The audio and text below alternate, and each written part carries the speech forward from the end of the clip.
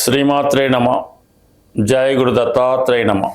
ఈ వీడియోలో మనం రవి సంక్రమణం అంటే మనకి సూర్య భగవానుడు ప్రతి నెల ఒక రాశి నుంచి ఒక రాశిలోకి మారడం జరుగుతూ ఉంటుంది. ఇది అందరికీ తెలిసిన విషయమైనప్పుడు కూడా మనం సాధారణంగా సంవత్సర ఫలితాలు తెలుసుకునేటప్పుడు గురుగ్రహాన్ని ఆదర్శంగా తీసుకోవడం జరుగుతూ ఉంటుంది. అంటే గురువు ఒక రాశి నుంచి ఒక రాశిలోకి మారడం, దాన్ని బట్టి సంవత్సర ఫలితాలు మనకి తెలియడం జరుగుతూ ఉంటుంది. అలాగే మాస ఫలితాలు తెలుసుకునేటప్పుడు మాత్రం ప్రత్యేకంగా రవి ఒక రాశి నుంచి ఒక రాశిలోకి మారినప్పుడు ఆ మాసంలో ఉన్నటువంటి ఫలితాలు తెలుసుకోవడం అన్నది సాంప్రదాయంగా జరుగుతూ ఉంటుంది.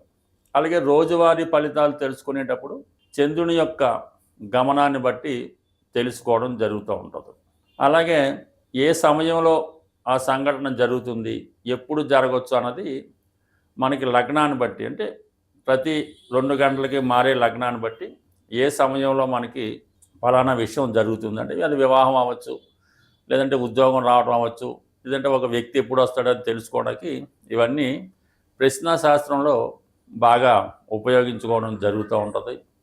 బట్ ఏదైనా ఒక గ్రహం ఒక రాశి నుంచి మరో రాశికి మారినప్పుడు ఈ సువర్ణమూర్తి, రజితమూర్తి, తామ్రమూర్తి అనే విధంగా లోహమూర్తులుగా ఏర్పడడం, దాన్ని బట్టి ఫలితాలు నిర్ణయించడం కూడా సాంప్రదాయంగా జరుగుతూ ఉంటుంది. అంటే గ్రహాల్లో కల్లా అత్యంత ముఖ్యమైన గ్రహం రవి గ్రహం. అంటే జాతకంలో కూడా రవి ఉన్న స్థానాన్ని బట్టి జాతకుడి యొక్క స్థితిగతులు, అలాగే గోచారంలో రవి యొక్క ప్రవేశాన్ని బట్టి, రవి యొక్క సంచారాన్ని బట్టి ఎప్పుడు ఏ విధంగా జరుగుతుంటాయి, ఈవెన్ వర్షాలు రావాలన్నా, ఎండలు కురవాలన్నా, తుఫాన్లు రావాలన్నా, తిథులు ఏర్పడాలన్నా, మాసాలు ఏర్పడాలన్నా, ఋతువులు ఏర్పడాలన్నా సమస్త సృష్టికి కూడా సూర్యభగవానుడే ఆధారం అవుతుంది. మనం కాల గమనాన్ని లెక్కించుకోవాలన్నా ఇవన్నీ కూడా మరి సూర్యుడి యొక్క స్థితిని బట్టి ఆధారపడి ఉంటుంది. దేవతల్లో మరి అతిథి యొక్క పుత్రుడు అవడం వల్ల ఆదిత్యుడు అవడం జరిగింది. అలాగే 12 నెలలు ఉన్నట్టు 12 ఆదిత్యులు ఉండడం జరుగుతూ ఉంటుంది. ప్రతి నెల ఒక ఆదిత్యుడి రూపంలో మనం సూర్యభగవాన్ని కొలుచుకోవడం వల్ల అది ఎవరైతే సూర్యుడిని ఆరాధిస్తుంటారో వాళ్ళకి ఇవన్నీ బాగా తెలుస్తూ ఉంటాయి. ఏదన్నా మన భారతీయ సాంప్రదాయ ప్రకారం సూర్యుడిని ఆరాధించడం అన్నది అనాదిగా వస్తున్నటువంటి ఆచారం.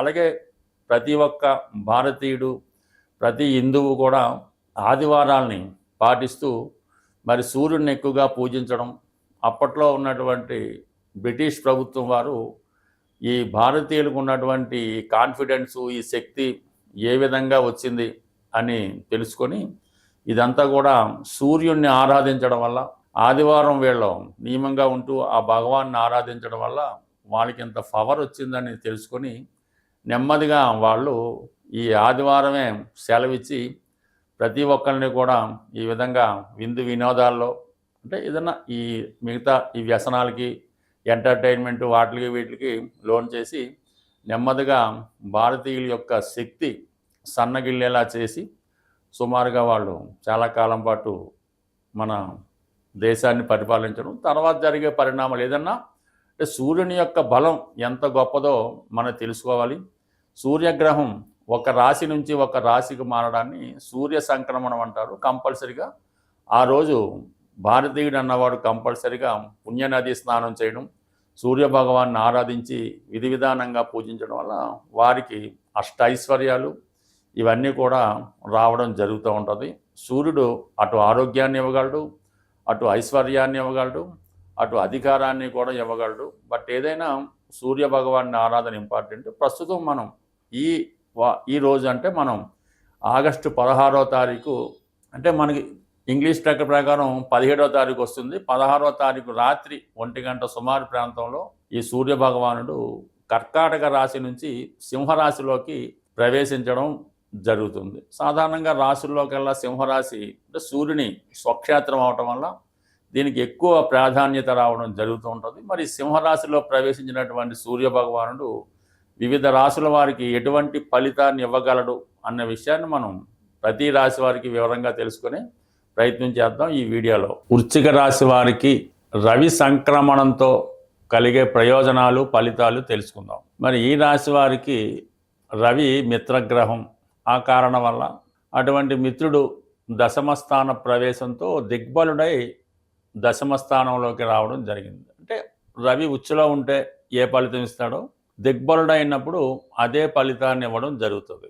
అంటే జాతకుడు తన బాధ్యతల్ని మరింత పట్టుదలతో మరింత కృషితో ప్రయత్నం చేయడం జరుగుతూ ఉంటుంది. వృత్తిలో తన యొక్క హోదా పెరుగుతుంది. అటు పై అధికారుల ప్రశంసలు అందుకుంటాడు. అంటే చాలా స్ట్రిక్ట్గా చాలా నిజాయితీగా ఉండడం జరుగుతూ ఉంటుంది.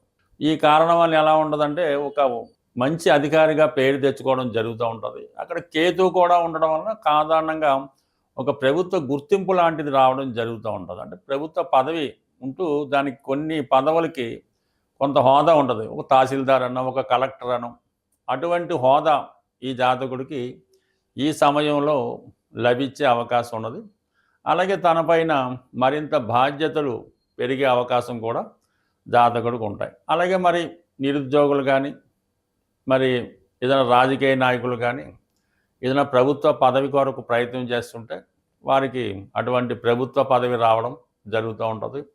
ప్రభుత్వ సంబంధించిన సదుపాయాలు చాలా వరకు మీకు లభించే అవకాశం ఉంది. అంటే ప్రభుత్వ వాహనం అవ్వచ్చు, ప్రభుత్వ గృహం మీకు అలాట్ అవ్వచ్చు, అలాగే ప్రభుత్వం ఇచ్చినటువంటి కొన్ని సదుపాయాలు మీకు లభించే అవకాశం ఉంది. సాధారణంగా ఏదో టెంపుల్కి వెళ్ళినప్పుడు అక్కడ ప్రోటోకాల్ పాటించడం ఇవన్నీ కూడా జాతకుడికి వారి వారి స్థాయిని బట్టి లభించే అవకాశం ఉంటుంది. సో ఇది వ్యక్తిగతంగా మీకు కాకపోయినా మీ తండ్రి గారి కన్నా లభిస్తుంది, లేదంటే మీ సంతానానికన్నా లభించే అవకాశం ఉంది. మొత్తం మీద ఏంటంటే ఒక హోదా కలిగినటువంటి స్థితి ఈ రాశి వారికి ఏర్పడడం జరుగుతూ ఉంటుంది. దానికి సపోర్ట్ చేస్తూ రాష్ట్రాధిపతి కుజుడు కూడా 11లో ఉండడం వల్ల సాధారణంగా జాతకుడు చేసే ప్రతి పనిలో కూడా ప్రయోజనం దక్కుతూ ఉంటుంది. అంటే ఇక్కడ 10తో పాటు 6వ స్థానం 2వ స్థానం కూడా యాక్టివేట్ అవుతుంటుంది. అంటే అన్ని అగ్నితత్వ రాశులు యాక్టివేట్ అవుతాయి. అంటే మరి అగ్నితత్వ రాశులు అంటే వృశ్చిక రాశి వారికి 2 ధనుస్సు, 6 మేషం, 10 సింహం. అంటే 2వ స్థానంలో రవి ఉంటే ఏ ఫలితం ఇస్తాడు అంటే కుటుంబ సభ్యుల యొక్క హోదా పెరుగుతుంది. మీ యొక్క వాక్కుకి అందరూ గౌరవిస్తారు. కుటుంబ పరిస్థితులు సరిదిద్దే ప్రయత్నం చేస్తారు. కుటుంబ చికాకులు ఏమన్నా ఉంటే వారిని సర్దుబాటు చేయడం, వాళ్ళని క్రమశిక్షణలో పెట్టడం, చిన్న చిన్న సమస్యలు ఉంటే వారిని సరిచేయడం జరుగుతూ ఉంటుంది. మెయిన్గా 6వ స్థానంలో రవి ఉచ్చ పొందుతుంటాడు కాబట్టి మరి వృత్తిలో అందరూ మీకు సహకరిస్తారు. శత్రువులు లాంటి వారు ఉంటే మిత్రులుగా మారి మిమ్మల్ని గౌరవించడం జరుగుతూ ఉంటుంది. ముఖ్యంగా ఏదైనా అనారోగ్యపరమైన సమస్యల నుంచి కంప్లీట్గా బయటపడడానికి కూడా ఈ గ్రహస్థితి కారణం అవుతూ ఉంటుంది. వీటన్నిటికన్నా మించి మరి కేంద్రాలు కూడా యాక్టివేట్ అవుతుంటాయి అన్నమాట. అంటే మల్టిపుల్గా 10వ స్థానం యాక్టివేట్ అయినప్పుడు రవి ఉన్నప్పుడు 7వ స్థానం 4వ స్థానం రాశి కూడా యాక్టివేట్ అవ్వడం జరుగుతూ ఉంటుంది. మరి వ్యక్తిగత హోదా పెరుగుతుంది. చతుర్థంలో రవి రావడం వలన భూములపై స్థిరాస్తులపై ఉన్నటువంటి సమస్యలు పరిష్కారం అవుతాయి. అలాగే వివాహానికి సంబంధించిన విషయంలో బాగా బిజీగా ఉన్నప్పుడు కూడా సమయానికి సరైనటువంటి సౌకర్యాలు రావడం జరుగుతూ ఉంటుంది. అంటే ఓవరాల్గా ఎవరికన్నా సరే ఈ సూర్య భగవానుడు ఆదిత్యుడు రవి 3, 6, 10, 11 స్థానాల్లోకి వచ్చినప్పుడు కంపల్సరిగా శుభ ఫలితాలు ఇవ్వడం జరుగుతూ ఉంటుంది. ఇందులో ఏ ఒక్కటి ఫెయిల్ అయినా టోటల్గా ఫెయిల్ అవ్వడం జరుగుతూ ఉంటుంది. మెయిన్ దశమం కర్మస్థానం కాబట్టి ఎస్పెషల్లీ జాతకుడు ఎక్కువగా మరి తన బాధ్యతల్ని నిర్వహిస్తాడు. తను చేయవలసినటువంటి కర్మల్ని చేయడం జరుగుతూ ఉంటుంది.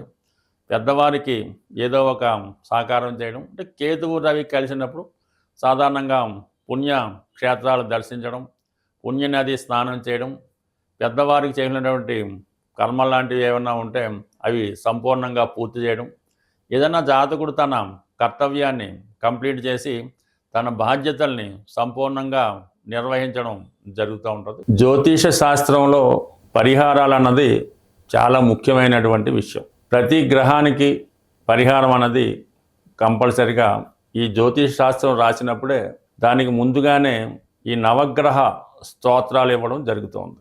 ప్రతి పంచాంగంలో ఉన్నటువంటి ఈ 9 గ్రహాలకి ఉన్నటువంటి 9 స్తోత్రాలని కంపల్సరిగా ప్రతిరోజు చదవవలసి ఉంటుంది. ఈ విధంగా 9 గ్రహాలకి ఉన్నటువంటి 9 శ్లోకాలని భక్తి శ్రద్ధలతో చదవడం, మనం ఏ గ్రహాన్ని అయితే ప్రసన్నం చేసుకోవాలనుకుంటున్నామో ఆ గ్రహానికి సంబంధించినటువంటి శ్లోకం, అంటే అది ఆ వరుసలోనే ఉంటుంది.